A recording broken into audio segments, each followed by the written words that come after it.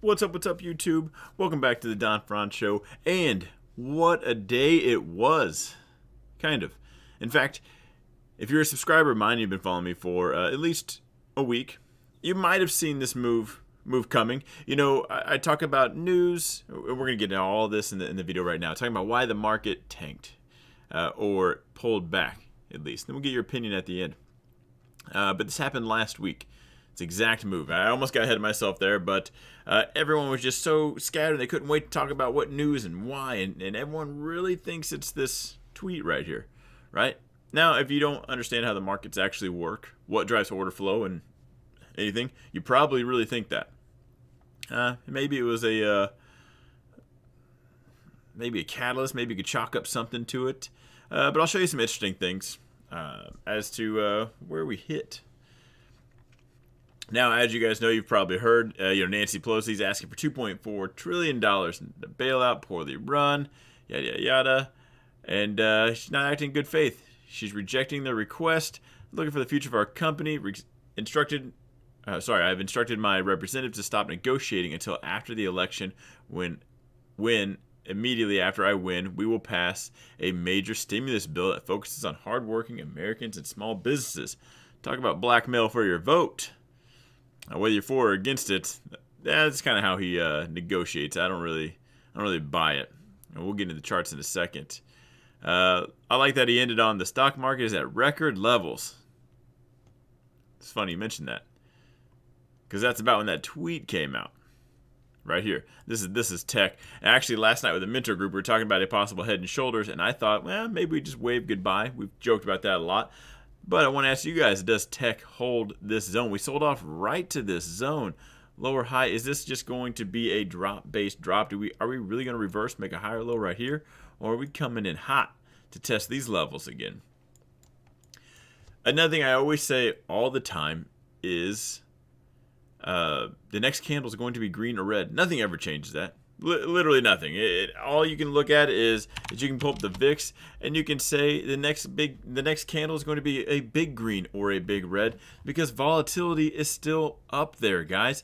That's volatility. Volatility is still high. This is the fear index, right? We can kind of chart this area out. Like, there's some normal levels for you right inside here. Now we could probably back off. You guys think volatility went somewhere? It backed off of extreme record highs. It's still up there. Volatility, it's on or it's off. Down here, little green candles, little red candles, little happy candles. Up here, anything above that line, big red, big green. You don't know what's coming, but it could at any moment.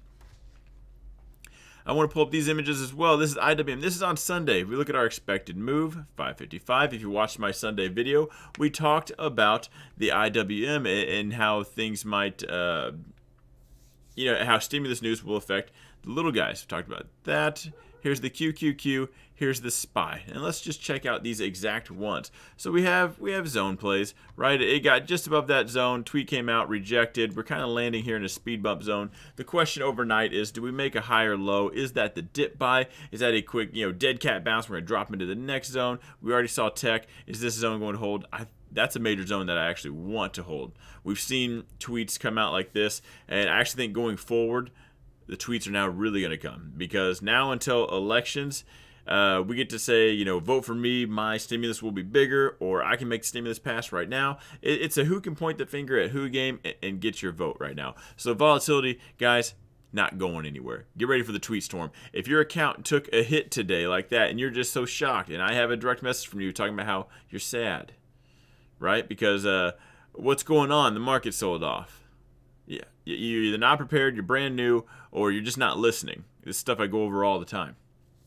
What do you think's going on here? Do you think we're going to hold this? Think we're headed back down? S&P ultimately tagged that awkward yellow zone and sold off. Found a bunch of sellers right here. The reason that was highlighted, we are not really bullish, not really out of the woodwork until we get above that. So as of right now, I had this zone highlighted right here, and we are below it. So, let's see. We're going to make some higher lows. Right here, we actually can get above, or are we just going to confirm that from the bottom and maybe sell off? If we're going to question anything, I don't know if it's time to catch knives right here. But yeah, set your alerts there. If not, we'll come back down here, I think. I kind of think tomorrow's green. Everyone gets panicky. Everyone's just, oh my gosh, it's going down. And it just might, right? But right now, I'm not so sure. And let's just check out those expected moves. IWM, so ended the week right here. Expected $5.50 move. That's where the sellers are. That's where, again, I talked about on Sunday. If you guys didn't watch this, watch my Sunday live stream where I talk about the stimulus reaction. I think it's what's actually called stimulus reaction. But I talk about expected move. And then the stream prior to that, we went over the exact same thing because everyone really thought it was Mitch McConnell talking about something, or there was a gap fill on SPY, and that's why QQQ and IWM sold off as well. Whatever you want to chalk it up to, news, it's like a great conversation piece. Makes you warm and fuzzy when you think you know why. People have to assume there's a why for everything. There doesn't have to be a why. That's just where market makers thought that's where they place their risk. And above that or below those lines, hedging activity starts to take place. That's when things get really volatile. I don't think the QQQ quite made it that high though. Yeah, nothing. This is the expected volatility. Expected. Sometimes I trade. What is this move? Standard deviation. Sorry. I'm not like the other YouTubers that don't plan everything out. I don't script everything so it sounds perfect and do all my research and pretend to know what I'm talking about. I kind of just pick a subject and talk because this is what I do. 68% chance we stay inside here. So far, we're doing just that. We'll see if the Q's are going to bounce here or not. And then let's check out SPY one more time. Almost tagged the expected move and pulled right back. So another tweet, if you want to say that's the reason why, sure. If it makes you feel warm and fuzzy, blame it on a tweet, blame it on something. You got to point the finger at something because that's what your emotions tell you to do. It's probably also why you might not be profitable in this. If that's the case, let me know. I can probably help you out. I have a mentor on WeTradeHQ.com, and I talk about this all the time. That being said, this stung a little bit. This definitely sucked. Also might be the end of me and Robinhood. Robinhood's glitching out. I could not buy or sell anything. Anytime I tried to buy or sell, it asked me to deposit more funds. It's like, oh, well, that's really fun. So that was an awesome day. 10, no, didn't really. All I did was make a bull flag. Tesla, I know you guys want to see that. Still kind of a nothing day. Quite the sell-off on some. I think the IWM just led the way here. Let me know in the comments down below. I'm going to end it here. I don't think this is the crash just yet. I kind of expect October to be red. I really do. I don't know if we're just blasting to the floor right now. But if we're looking at the monthly chart, let's get it back down. I think monthly chart, we end red. Hopefully I'm wrong. It's an election year. Volatility certainly isn't anywhere. Tomorrow could be the biggest green day we've ever had. That's not off the table.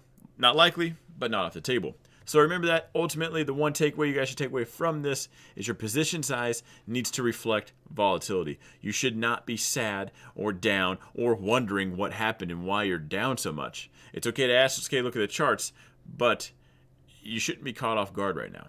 So let me know everything in the comments down below. I asked a few questions. I like interacting with you guys. So I will see you guys tomorrow. We will go live for the midweek market recap. Let's just see what we did and what we'll expect for the rest of the week. I'll see you there.